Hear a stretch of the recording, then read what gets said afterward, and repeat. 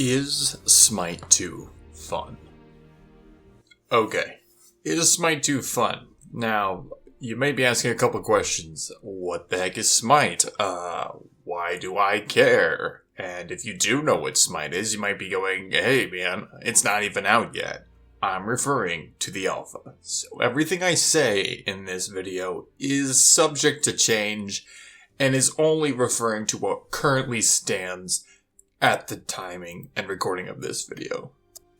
And for the recording of this video, I'm also not gonna do a scripts by scripts writing because I want this one to be more genuine than whatever. So if it sounds like I'm stuttering or messing up or whatever, this isn't edited down. So without further ado, here we go. Alright. Is Smite 2 fun? I'm gonna assume you're either curious about the new game Smite 2, which is the next installment, obviously, of the first Smite game, or you already know what Smite is. Maybe you're one of those random people who just showed up and listened to me, so kudos to you. But here's what's going on. Smite 2, as you start up the game, has multiple different things. First, it has a video explaining this will be a true alpha. There will be bugs, there will be issues, there will be problems with balancing, and that's the point of the game. And that is 100% okay. So if we're going to look at this through the distorted lens of what is fundamentally, possibly broken in it, I'll say this.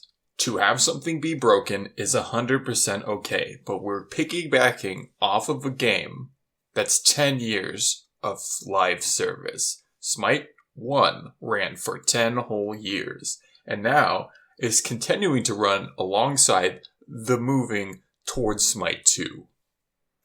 Having said that, I believe that some things should carry over pretty well, but also things need to change. If they don't change, there's no innovation, no one's gonna want to play your second game, and you're just gonna keep the same fan base. Did you catch that? The fan base. Ah yes, Smite fan base. The people that are still playing Smite, that moved over to try the alpha, all know a simple phrase. You rock, cancel that. It's a VGS way of communicating without a mic, allowing you to call out specific things. People will use those two phrases to associate a player with being bad, not building well, or not doing what they're supposed to. Herein lies the first problem I already see. On my third game I played, I had everyone try to surrender, and everyone try not to surrender. Half and half, really. And the people who didn't get the surrender vote got mad and just sat at the beginning of the game and didn't do anything or contribute to the team, just spinning their little controller sticks or their mouse wheels over and over so they wouldn't get kicked from the match and get penalized for leaving. I am a big advocate for do not surrender, just play the game through. I've played many games where we've come back from nothing and won, but also, no one knows how to play this game yet. It is not the same as Smite 1. So if you don't play it, you won't learn it. And if you don't learn it, you won't get better. This is simply the easy way to look at things. My biggest problem with this, though, is the fact that we are carrying over to Smite 2. Why make Smite 2 if the goal isn't to improve from the Smite formula? The biggest problem with Smite is its fan base. It's toxic, it's horrible, and people do not want to deal with that. And it's not as simple as turning off your mic. If you're playing a game of Call of Duty and everyone's being a jerk to you, you could just turn your mic off. It's not important. You don't need them. Smite is not the same. It's a team-based game. You really do need callouts. You need to know what's going on. But if you're going to turn off the VGS of the game, then no one can hear you, or you can't hear them. You can't hear the VGS callouts, the distinct typed out callouts. You can't do any of that. Your voice is not heard through the mic. Theirs isn't heard back. So you're losing valuable information playing this game. So if you turn off your mic, or mute theirs, or their ability to talk to you, you are now suffering on a gameplay aspect. What is the issue? Bad players. Not the people who can't play, not the people who can't build, but bad players. So to sum that all up for everybody, the first problem I foresee in Smite 2 is that the fan base will move everyone who wants to play this game out of the way, and we'll still end up with the same fan base. We may lose some, we may gain some, but I don't think it's going to change the numbers even a little. Alright, now these are negative points, I'll admit that, but here's a good thing about this whole situation. This game looks gorgeous, okay? It may not be the top of the line, every single thing looks pitch perfect, everybody's anatomy looks 100% correct, but if you go to Smite 1 and then look at Smite 2, it looks so pretty. It changes the aesthetic of all the skins, and it changes the aesthetic of all the characters. The animations are more fluid. Everything looks crisp.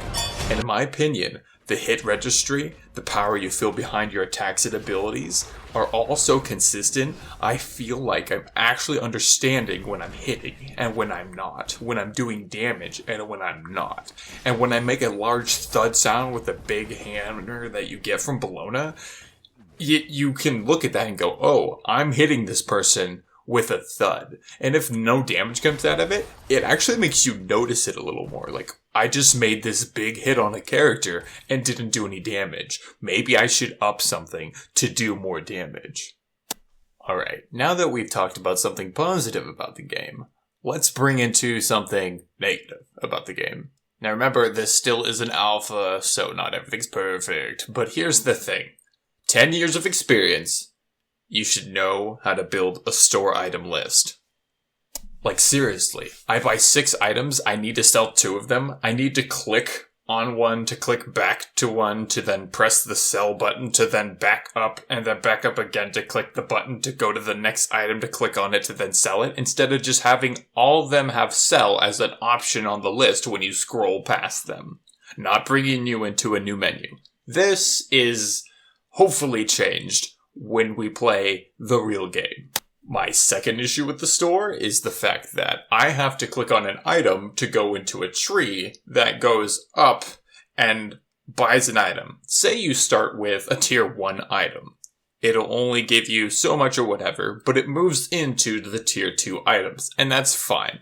But when you go to hover over the tier 2 items or the tier 3 items it builds to finish your build out, it doesn't show the description of the item. So I have to click on the item to view what it does. But if it's not what I want, I now have to back out. This wastes so much time when trying to figure out what to build.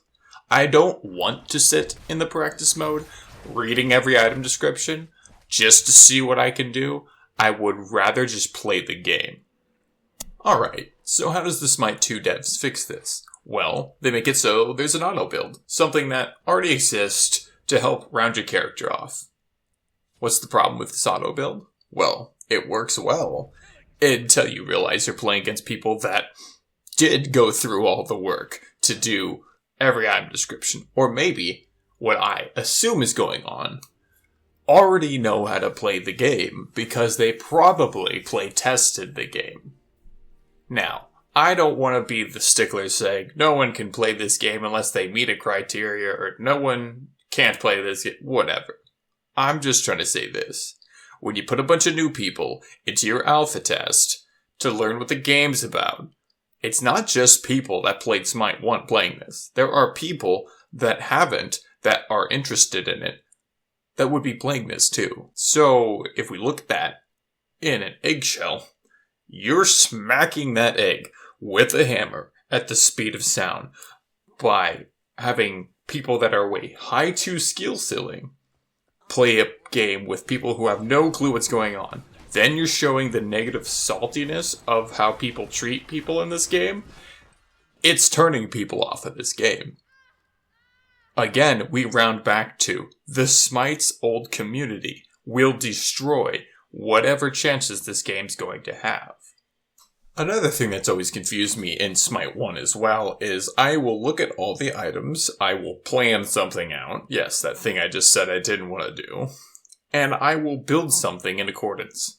I literally could build straight attack speed on Ceranos, and then attack somebody with him. I could kill the bot that overheals himself, making it so you're not supposed to be able to kill him, yet I could still kill him with a full attack speed build, which is insane amounts of damage. I then tried this same build in the game, just to end up dying anyway. So, it doesn't translate good. Does this do a lot? Does it not do a lot? Does it need to be full build to peak? Does it not need to be full build to peak? It's not a good way to test this. And that was in the old Smite practice as well. Like my friends love to say, it's in a vacuum. So no matter what I do, it doesn't really matter that I tested it. I can get a broad sense of stuff, but it's never going to actually equal out. Okay, another gripe I have with this game. Oh boy. So, the devs decided, instead of having traditional roles like Guardian, Warrior, Carry, Mid, and, well, Jungle. If you don't know what these terms are, they're the different classes that you would choose to do certain things you would do in the game. They have removed these. They want everyone to branch out, pick the character they want, and build them the way that they want to. And that is 100% admirable. Here's the problem. If you don't have any guidelines, new players will not understand what to do. See, they fixed this issue in Smite 1, where they gave you a path to walk, where to go, what to do, what to find. In Smite 1, this was to help new players coming into the game understand what their role was with that character. A small segue of, this is what you need to do to succeed in a game. This may not apply 100% of the time, but it's a good thing to focus around. Instead, they say, pick your god, build it the way you want to. Does this work? No. No, it doesn't. They try to tell you that there are specific things that you can't do.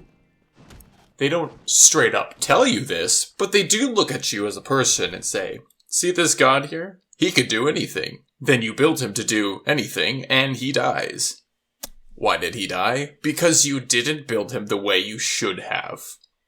Take Anubis for a little bit. Anubis is a mage. He burns people down with tick damage. He kills them very, very quickly, and he gains a lot of life from doing so to sustain himself. The further you get him down, the more damage he'll end up doing, the lower his health is. So, he just bursts you down and kills you. Now, he has to do this with magical damage, magical abilities. That's what he does. He scales off of what this game now changes magical damage to is intelligence. So, what happens if you want to do Strength ADC? Well, I tried this. It does not work.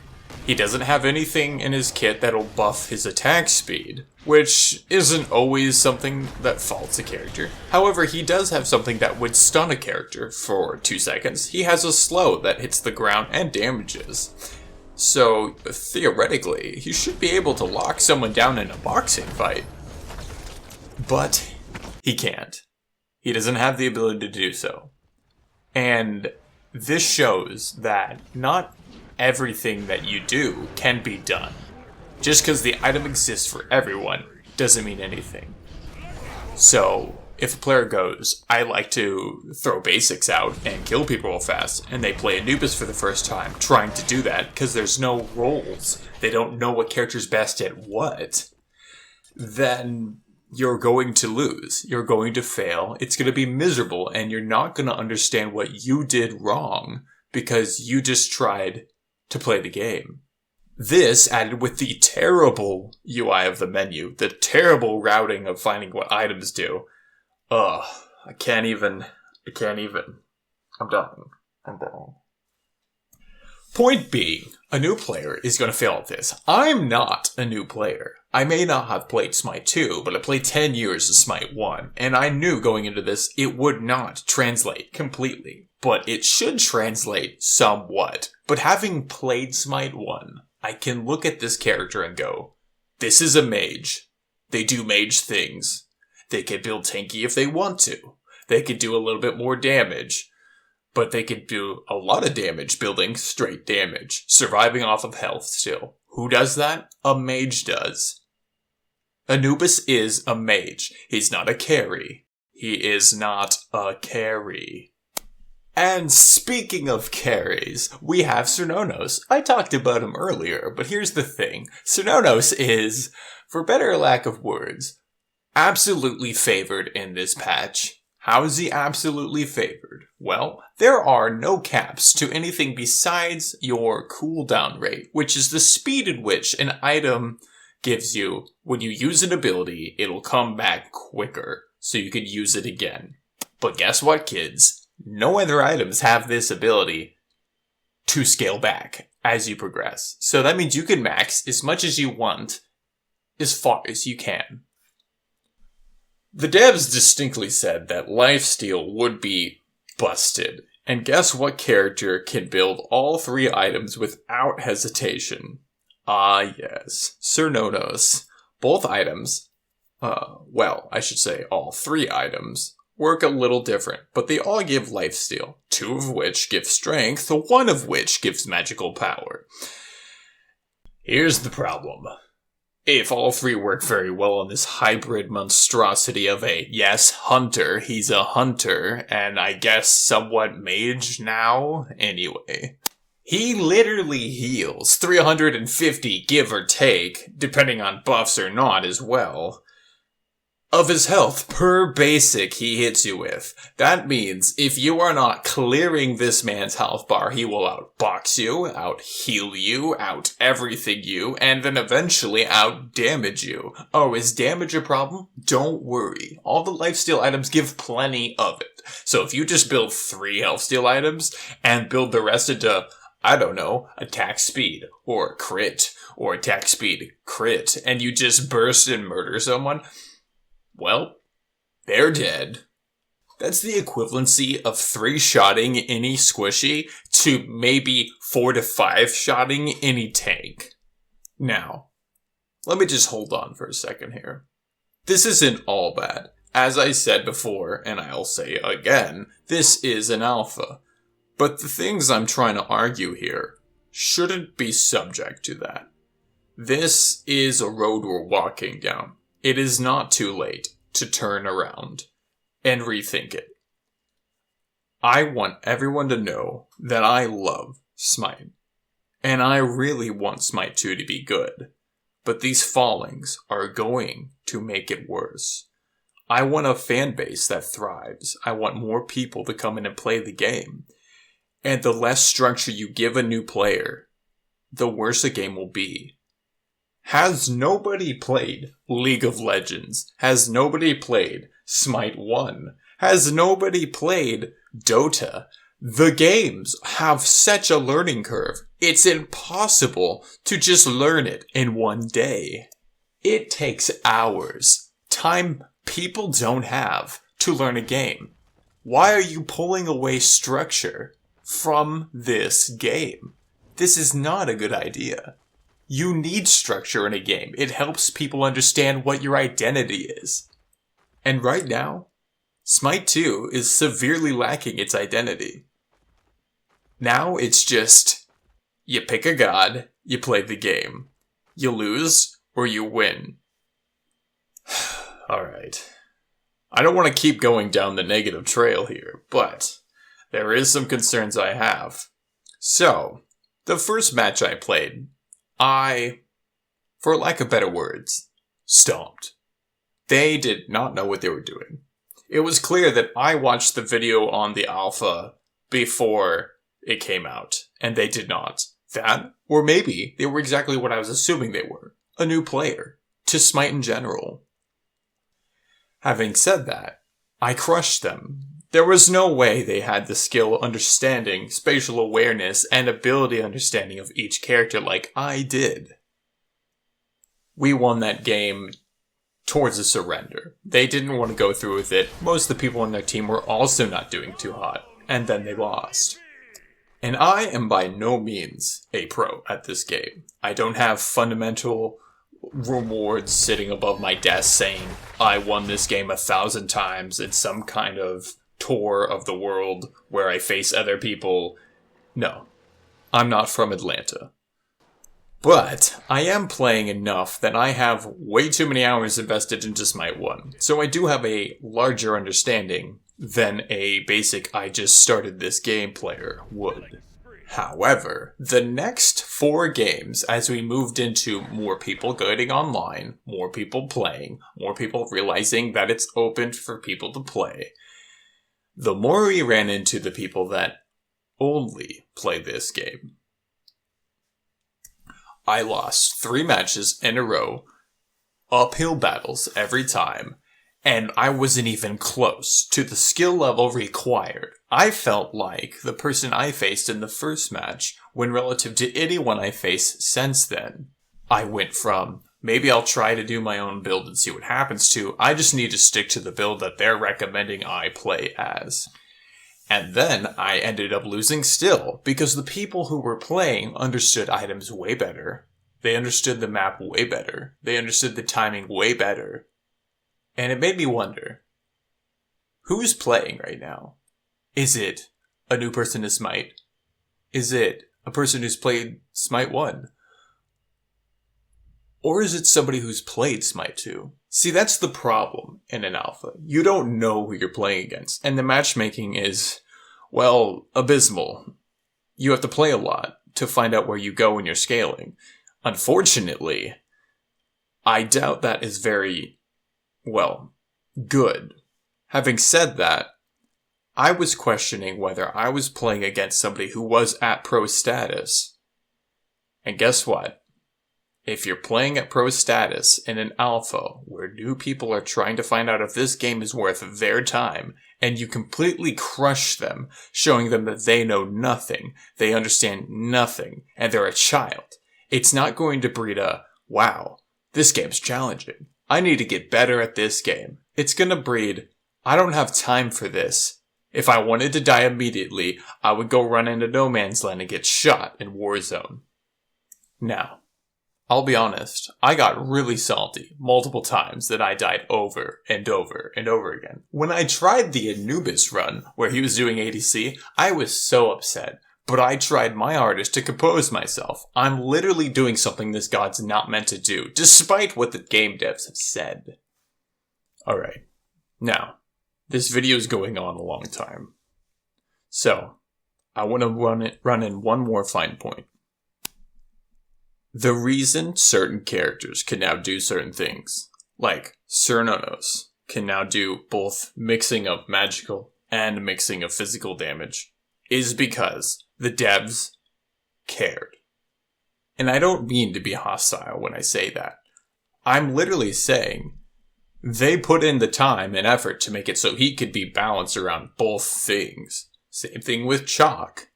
Everybody who did get some change had love put into them. You know how I know this? Because if you look over each god, you can look at all their abilities. The ones who have their abilities changed, like the images of their abilities, happen to be the only gods that got anything done to them substantially. Is there a god change for this god? Look at his icons. Are they from Smite 1? Or are they new and drawn up for Smite 2? Love was put into these gods, and the ones that didn't get love put into them literally just have the same thing.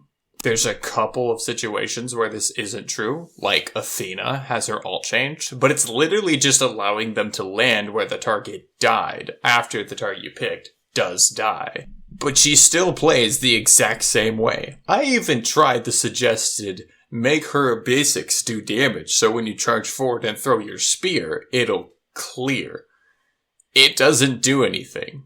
You die because you didn't build defense, and you don't do any damage, so you can't clear. Look, I can go on for hours with the good and bads of this. Hell, I didn't even talk about the fact that the devs decided to give the same pictures to certain items, making players who've played old Smite think they're the same, to just end up confusing everybody. Why would you even do this? Anyways, I don't want people to go into this thinking they can't play it because it's not fun.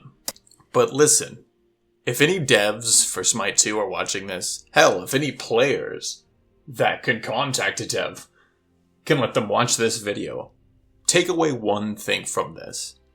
You need to have structure in your game. I get it. Creativity is one of the foundations that help me play Smite. But if there are no rules, there is no leadway, there is no options, because all the options will just end up making you fail or succeed, and more than not, pin you into a tunnel. You will have an optimal build. That's what a meta is, and someone will find that meta. But if you don't give structure, the new players will not play your game. They will not understand it. They will not play it because they lose at it, because they tried to do something with their imagination, and they paid for it by losing the game. They paid for it by people not wanting to play and sit at Fountain. They'll pay for it by people canceling the "You Rock" emote over and over and over, belittling them, making them feel less important, making them feel like they're not appreciated in the game that they wanted to try. Put structure into your game. It is okay. So is Smite 2 a good game? Is it fun? Well, it's not out yet, so I guess players, it's up to you, isn't it?